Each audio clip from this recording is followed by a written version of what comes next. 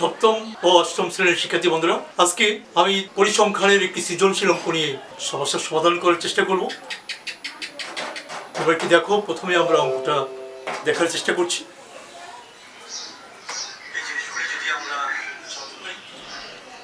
একশো জন শিক্ষার্থীর বাংলায় প্রাপ্ত নম্বরের সারণী দেওয়া হলো।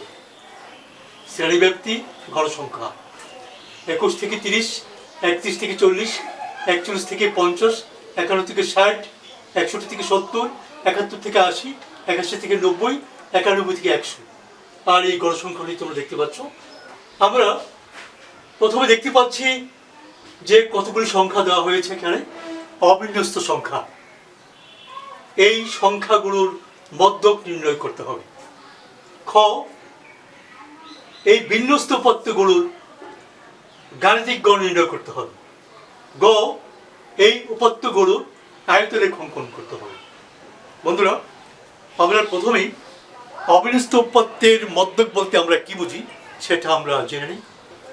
আমরা অবিন্যস্ত উপাত্তগুলোকে যদি আমরা মানের ক্রমানুসারে সাজাই, যে মানটা মাঝামাঝি পর্যায়ে থাকবে সেটাই হবে মধ্যক। যদি মাঝামাঝি পর্যায়ে যদি মান একটি হয়, তাহলে মাঝের মানটা হবে মধ্যক। আর মাঝামাঝি পর্যায়ে যদি দুইটি মান থাকে, তাহলে দুইটি মানের যোগফলের অর্ধেক হবে মধ্যক। সেজন্য এখানে যে মধ্যকের যে সূত্র দেওয়া হয়েছে, যে মধ্যক সমান n+1/2 তম পদের মান, যেখানে n জোড় সংখ্যা। আবার মধ্যক সমান n/2 + n/2 + 1 whole divided by 2 তম পদের মান, যখন n বিজোড় সংখ্যা। তো বন্ধুরা, আমরা যে মানগুলো এখানে দেওয়া হয়েছে, এখানে 11টা মান। এই মানগুলোই যদি আমরা মানের ক্রমানুসারে সাজাই, আমরা পাচ্ছি 12, 13, 17, 17, 19, 22, 23, 24, 24, 29 এবং 30। আমরা দেখতে পাচ্ছি এখানে মোট উপাত্তের সংখ্যা হচ্ছে n = 11, যা বিজোড় সংখ্যা। সুতরাং মধ্যক সমান n+1/2 তম পদের সাংখ্যিক মান। তারপরে n এর মান আমরা বসাচ্ছি 11, 11 + 1 = 12, 12কে 2 দিয়ে ভাগ করলে 6, 6তম পদের সাংখ্যিক মান। তা আমরা দেখতে পাচ্ছি 6তম পদের সাংখ্যিক মানটা কি? 6তম পদের সাংখ্যিক মানটা হচ্ছে প্রথম, দ্বিতীয়, তৃতীয়, চতুর্থ, পঞ্চম, ষষ্ঠ, 22।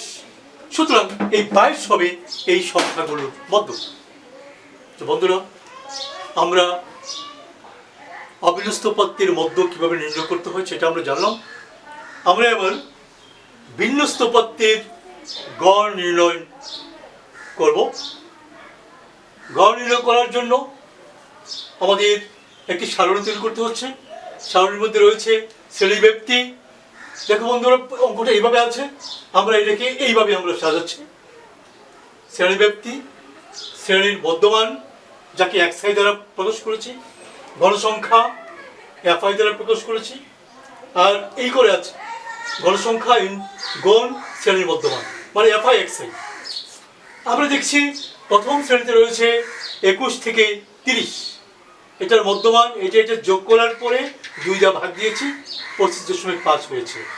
ঠিক একইভাবে প্রত্যেকটি নিম্নমান, উচ্চমান প্রত্যেকটিকে যোগ করে আমরা 2 দ্বারা ভাগ করার পরে এই মানটা পেয়েছি। তো বন্ধুরা, তবু যদি বারবার এগুলাকে যোগ করতে যাও আর 2 দ্বারা ভাগ করতে যাও, এটা সময় সাপেক্ষ ব্যাপার। তুমি আগে দেখে নেবে যে 21 থেকে 30 এখানে শ্রেণীব্যাপ্তি কত। শ্রেণীব্যাপ্তি তুমি গণতে হবে 21 থেকে 30, 21, 22, 23, 24, 25, 26, 27, 28, 29, 30। 21 থেকে 30 পর্যন্ত মোট 10টি সংখ্যা রয়েছে। সুতরাং শ্রেণীব্যাপ্তি হচ্ছে 10। তো সুতরাং আমরা এখানে প্রথম 2টা মান যোগ করে যদি অর্ধেক করার পরে আমরা যদি শ্রেণীব্যাপ্তিগুলি পরবর্তী সংখ্যাটি পাওয়ার জন্য আমরা এটার সাথে শ্রেণীব্যাপ্তি যোগ করে পরের সংখ্যাটি আমরা পেয়ে যাব। যেমন 25.5, তার সাথে 10 যোগ করলে 35.5, 45.5, 55.5, 65.5, 75.5, 85.5, 95.5 আর গণসংখ্যাটি দেওয়া আছে। আমরা যদি এবার শ্রেণীর বর্তমান এবং গণসংখ্যা গুণ করি তাহলে আমরা FIX এর মান পেয়ে যাব। এটাকে এটাতে গুণ করলে এটা হচ্ছে, এটাতে গুণ করলে এটা হচ্ছে। এইভাবে আমরা প্রত্যেকটি আমরা শ্রেণীর FIX নির্ণয় করেছি। এখানে সবগুলি মান নির্ণয় করার পরে আমরা এখানে সবটি যোগ করেছি, যাকে বলা হচ্ছে সামেশন FIX। বন্ধুরা তুমি দেখো এখানে মোট গণসংখ্যা আছে 100, তারপরে সবগুলি যোগ করার পরে আমরা n এর মান পেয়েছি 100। FIX পেয়েছি 6150। এই গুণের কাজ এবং যোগের কাজ সম্পূর্ণ তুমি ক্যালকুলেটরে সাহায্য করবে। তো আমরা পেয়ে গেছি n এর মান, পেয়ে গেছি সামেশন FIX এর মান। সুতরাং নির্ণয় গড় সমান summation FIX by n। Summation FIX এর মান হচ্ছে 6150/100। এটাকে ভাগ দেওয়ার পর আমরা পেয়েছি 61.5। সুতরাং নির্ণয় গড় সমান 61.5। বন্ধুরা আমরা এতক্ষণ গাণিতিক গড় কিভাবে নির্ণয় করা হয় বিন্যস্ত পত্রের ক্ষেত্রে আমরা এই জিনিসটা জানলাম। আশা করি তোমরা এই অঙ্কগুলি ভালো করে বুঝেছো এবং বাসায় অঙ্কগুলি করবে। তোমরা জানো পরিসংখ্যান 10 নম্বর থাকবে সপ্তম শ্রেণীর এবং অষ্টম শ্রেণীর JSC পরীক্ষায় পরিসংখ্যান বাধ্যতামূলক একটা দিতেই হবে। সুতরাং আশা করি তোমরা যদি আজকের ক্লাসের মাধ্যমে যদি গড় নির্ণয় কীভাবে করা হয় তোমরা বুঝতে পারো, তাহলে আমরা আশা করি তোমরা এই পরীক্ষায় এই অঙ্কটি দিতে পারবে। বন্ধুরা এবার গয়ের অংশে এই বিন্যস্ত পত্রগুলির আয়তরেখ অঙ্কন করব। এই আয়তরেখ অঙ্কন করার জন্য আমাদের প্রথমে যে কাজটা করতে হবে, যে উপত্যগুলি দেওয়া আছে এটা এইভাবে দিয়ে দেওয়া আছে, আমরা এটিকে এইভাবে সাজাবো। এই উপত্যগুলিকে আমরা দেখে নেব এই উপত্যগুলিকে শ্রেণীব্যক্তি কি এটা অবিচ্ছিন্ন নাকি বিচ্ছিন্ন, এটা কি করে বুঝবো? আমরা এখানে 21 থেকে 30, এই 30 মানটা যদি এখানে থাকতো তাহলে মনে করতাম যে এটা অবিচ্ছিন্ন শ্রেণীর সীমা। কিন্তু 21-এর পরে 30, 30-এর পরে 31 থেকে 40, আবার 41 থেকে 50, 51 থেকে 60, এটা সম্পূর্ণ বিচ্ছিন্ন শ্রেণীর সীমা। তো বন্ধুরা আয়তরেখ অঙ্কনের জন্য প্রথমেই তোমাদের যে কাজটা করতে হবে, যদি শ্রেণীসীমা বিচ্ছিন্ন থাকে তোমাকে অবিচ্ছিন্ন শ্রেণীসীমায় পরিণত করতে হবে। আমরা কিভাবে করব? অবিচ্ছিন্ন করার জন্য আমাদের করতে হবে এখানে প্রথম শ্রেণীর যে নিম্নসীমা আছে তার থেকে 0.5 কম হবে আর এটার থেকে 0.5 বেশি হবে। তো সুতরাং এটা থেকে 0.5 যদি কম হয় এটা হবে 22.5, এটা থেকে 0.5 বেশি হলে 30.5। ঠিক একইভাবে এটা এখানে চলে আসছে 30.5 থেকে 45.5, আবার এটা চলে আসছে এখানে 55.5, আবার এটা এখানে চলে আসছে 60.5, আবার এটা চলে আসছে এখানে 70.5, আবার এটা এখানে চলে আসছে 80.5, আবার এটা এখানে চলে আসছে 90.5, আবার এটা চলে আসছে এখানে 100.5। আর গণসংখ্যার কোনো পরিবর্তন নাই, যেটা আগে যা ছিল সেটা তাই রয়েছে এখানে। বন্ধুরা আমরা আয়তরেখ অঙ্কনের জন্য যে বিচ্ছিন্ন শ্রেণীর সীমাকে অবিচ্ছিন্নতে পরিণত করেছে, এবার আমাদের আয়তরেখ অঙ্কন করতে হবে। আমরা কিভাবে আয়তরেখ অঙ্কন করব? আয়তরেখ অঙ্কনের জন্য তোমার যে দেওয়া যে গ্রাফ পেপার আছে, তোমরা বাজার থেকে যে গ্রাফ পেপারটা কেনো এটা অর্ধেক করবে, কখনো 4 ভাগ করবে না। পরীক্ষায় তোমাদেরকে অর্ধেক গ্রাফ পেপার দেওয়া হয়, তোমরা সেভাবেই শিখবে। এই অর্ধেক গ্রাফ পেপারটা আমরা প্রথমে এখানে নিচে একটা লাল দাগ দেখতে পাবে, এখানে আমরা এখানে মোটা করে একটু দাগ দিয়েছি, এটাকে আমরা X অক্ষ ধরে নিয়েছি। আবার এখানে একটু মোটা করে দাগ দিয়েছি, এটা আমরা Y অক্ষ ধরে নিয়েছি। এখন আমাদের দেখতে হবে আমাদের আয় কত, আমরা আয় অনুসারে ব্যয় করতে হবে। আমার এখানে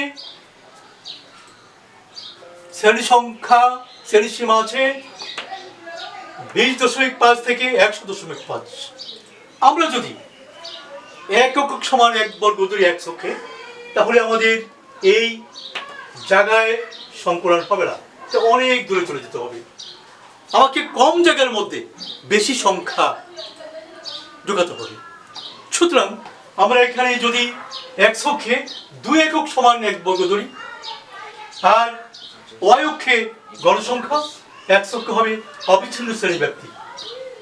তাই আমরা প্রথমে সামান্য অংশ বাদ দিয়ে, এটা আমরা পরে বলছি, আমরা এখান থেকে যদি 20.5 থেকে এক অক্ষে 2 একক সমান যদি এক বর্গ ধরে, আমরা 20.5 থেকে 30.5 মানে 10 সংখ্যা 10-এর জন্য আমরা 5 গুণ ব্যবহার করেছি। তাই 5 গুণের জন্য 20.5 থেকে 30.5, আবার 30.5 থেকে 40.5, ঠিক একইভাবে আমরা 100.5 আমরা চিহ্নিত করেছি এক অক্ষে। আর ওয়াই অক্ষে যেহেতু আমাদের জায়গার কোনো অভাব নেই, আমরা ওয়াই অক্ষে এক একক সমান এক বর্গ ধরতে পারি।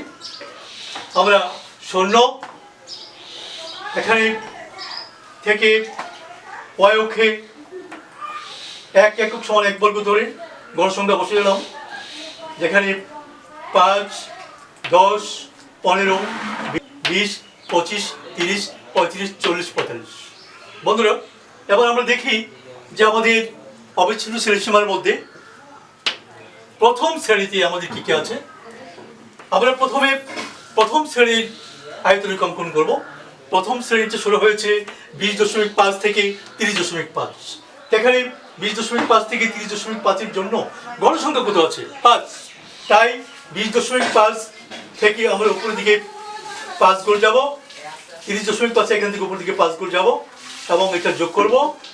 আমরা এটা যোগ করব। এই যে একটা আয়তক্ষেত্র পেয়েছি, এই আয়তরেখ হলো আমাদের প্রথম শ্রেণীর আয়তরেখ। বন্ধুরা, ঠিক একইভাবে আমরা দ্বিতীয় শ্রেণীতে আছি 30.5 থেকে 40.5, এটার জন্য গণসংখ্যা হলো 8। ঠিক এখান থেকে এই পর্যন্ত আমরা 8 গুণ উপর দিকে যাব, এখানে 8 গুণ উপর দিকে যাব, এর দ্বিতীয় শ্রেণীর আয়তরেখ। একইভাবে 40.5 থেকে 50.5 গণসংখ্যা 13, আমরা এখানে 13 গেলাম, এখান থেকে আমরা 13 গেলাম, যাওয়ার পরে যে একটা আয়তরেখ অঙ্কন করলাম, এটা হলো এই শ্রেণীর আয়তরেখ। তারপরে আছে 50.5 থেকে 60.5 গণসংখ্যা 18। তাই এখানে আমরা 18 নিয়েছি, এখানেও 18 নিয়েছি, এটা যোগ করেছি, এই হলো এই শ্রেণীর আয়তরেখ। আর এখানে সর্বোচ্চ যে গণসংখ্যা হচ্ছে 27, এটার শ্রেণীসীমা হচ্ছে 60.5 থেকে 70.5। তো 60.5 থেকে 70.5 আমরা চিহ্নিত করেছি, এটার জন্য গণসংখ্যা হচ্ছে 27।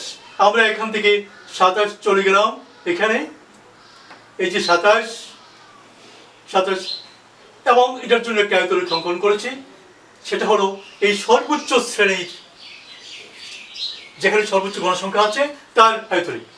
বন্ধুরা, একইভাবে আমরা 70.5 থেকে 80.5-এর জন্য আয়তরেখ অঙ্কন করেছি, এরপরে 80.5 থেকে 90.5-এর জন্য আমরা আয়তরেখ অঙ্কন করেছি, এবং সর্বশেষ যে আয়তরেখটা 90.5 থেকে 100.5, তার গণসংখ্যা হচ্ছে 6।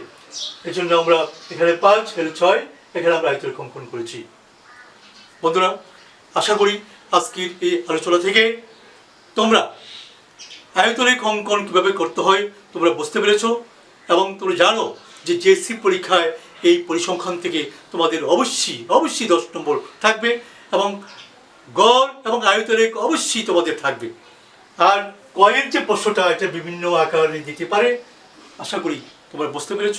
তোমরা বিভিন্ন বইয়ের উদাহরণ অঙ্কগুলো, জেএসসি পরীক্ষার যে মডেল টেস্ট গত সালে যে প্রশ্ন এসেছে, সেগুলো তোমরা প্র্যাকটিস করবে। আশা করি তোমরা পরিসংখ্যানে 10-এর মধ্যে 10 পেয়ে যাবে। ধন্যবাদ সবাইকে।